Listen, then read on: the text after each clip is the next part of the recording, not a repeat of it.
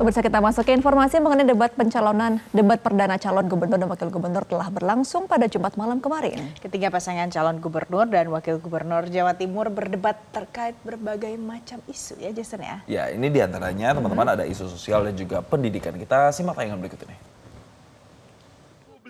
Pilgub Jatim 2024 ke-1. Debat perdana calon gubernur dan wakil gubernur Jawa Timur berlangsung Jumat malam membahas berbagai topik. Para pasangan calon menjawab berbagai macam isu dari kesenjangan sosial, kesehatan, hingga pendidikan. Debat dibagi menjadi 6 segmen di mana masing-masing paslon harus menjawab pertanyaan dari panelis hingga bertanya ke satu sama lain. Pada segmen 5 debat, calon gubernur nomor urut 3, Tri Risma hari ini berkesempatan bertanya pada calon gubernur nomor urut 1, Luluk Nur Hamidah, soal pendidikan. Risma menekankan tentang tingginya angka putus sekolah di Jawa Timur. Menjawab hal tersebut, Luluk menjelaskan berbagai faktor yang mempengaruhi tingginya angka putus sekolah. Jika terpilih, Luluk menjanjikan sekolah gratis bagi siswa di tingkat SMA, SMK, dan madrasah aliyah. Dia juga berkomitmen akan gratiskan seragam hingga pulsa. Persoalan yang terkait dengan partisipasi sekolah itu tentu ada beberapa hal. Mungkin pertama ada daya dukung keluarga yang tidak memungkinkan sehingga mereka bersekolah. Mungkin keterjangkauan akses terhadap sekolah itu juga yang tidak tercukupin. Dan yang ketiga ya memang tidak ada kemampuan untuk kemudian menyelesaikan sekolahnya karena faktor kemiskinan. Maka kami memiliki komitmen Ibu, kalau kita jadi gubernur, kita akan menggratiskan sekolah khususnya agar tuntas sekolah tingkat SMA, SMK, dan madrasah aliyah tanpa kecuali. Bukan hanya gratis sekolahnya, tapi juga gratis seragamnya, sepatunya, dan bahkan pulsanya. Karena ini yang kemudian juga akan menghidupkan ekosistem keekonomian di Jawa Timur dengan adanya itu. Nah yang kedua lebih progresif lagi, maka penting bagi kita untuk menatap masa depan. Kalau kita ingin sumber daya manusia di Jawa Timur itu unggul apalagi mendunia, maka sudah waktunya dong kita juga akan memberikan pendidikan itu hingga sampai sarjana. Dan kita akan memberikan afirmasi untuk anak-anak perempuan, anak-anak rentan, anak-anak yatim, anak telantar dengan beasiswa sampai tuntas perguruan tinggi termasuk juga anak-anak bagi para penghafal Al-Quran. Saya kira itu yang paling penting dan yang kedua adalah memastikan bahwa pendidikan harus berkualitas, sarana prasarananya, gurunya, metode pengajarannya, semua juga harus inklusif termasuk juga anak bagi mereka yang disabilitas. Menanggapi jawaban Luluk, Risma menyebut jika terpilih dia akan memberikan bantuan pendidikan di tingkat SD dan SMP, juga membuat sekolah inklusi di seluruh sekolah SMA dan SMK di seluruh Jawa Timur. Jadi kalau dilihat banyak anak sekolah di SD, tingkat SD maupun SMP, mereka juga banyak yang putus sekolah.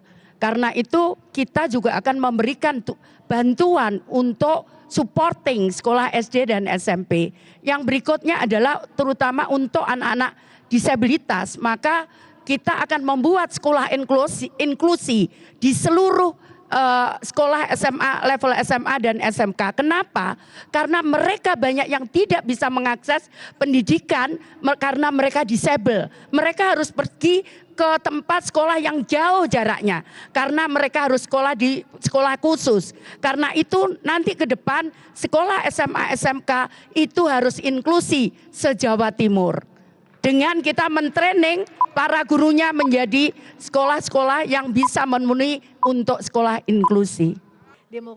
Terkait dengan sekolah inklusi, calon gubernur nomor urut 2 Khofifah Indar Parawansa menyebut selama masa kepemimpinannya pihaknya tak hanya menyediakan pendidikan formal, namun juga pelatihan vokasi bagi sekolah luar biasa. Baik, terima kasih Bu Risma, betul karena memang untuk sekolah SLB itu adalah tanggung jawab provinsi.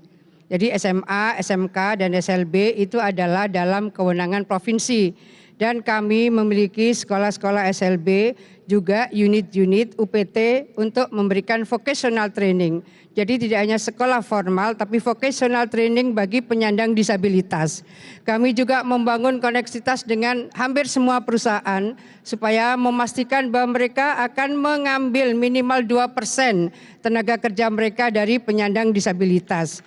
Oleh karena itu, apa yang menjadi harapan besar Ibu Risma, insya Allah kami sudah melakukan dan mudah-mudahan ke depan bahwa bos dari pusat itu izin Bu itu sudah langsung ke kabupaten. Jadi untuk SD, SMP dulu lewat Pemprov tapi 2 tahun berjalan ini sudah langsung ke kabupaten. Terkait debat perdana Pilgub Jawa Timur ini, pengamat politik Universitas Airlangga pribadi menyebut debat berlangsung hangat mengingat posisi masing-masing paslon di mana Khofifah sebagai petahana, Risma sebagai mantan wali kota Surabaya dan mantan menteri sosial, dan Luluk sebagai anggota dewan mendalami berbagai permasalahan dan isu yang ada di Jawa Timur. Di mana satu sama lain tentu akan berbagi pengalaman mereka, wawasan mereka, dan juga akan terjadi perdebatan yang cukup hangat. Karena masing-masing sudah juga memiliki pandangan dan memahami tentang problem dan isu yang ada di Jawa Timur.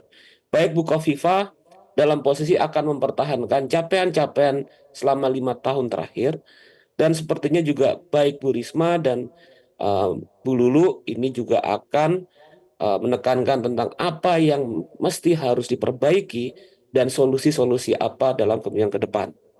Nah, di sini saya tidak akan melihat satu sama lain sepertinya akan lebih unggul, tapi bahwa ini akan menjadi suatu perdebatan yang cukup menarik. Dan hal ini menurut saya adalah hal yang positif, sehingga bahwa dalam pilkada ke depan pada 20 November ini, rakyat Jawa Timur. Setelah debat pertama, KPU Provinsi Jawa Timur akan menggelar debat publik kedua, yakni pada 3 November dengan tema Ekonomi dan Infrastruktur, Pertumbuhan dan Pemerataan Sarana Prasarana, serta Lapangan Kerja. Tim Liputan Metro TV.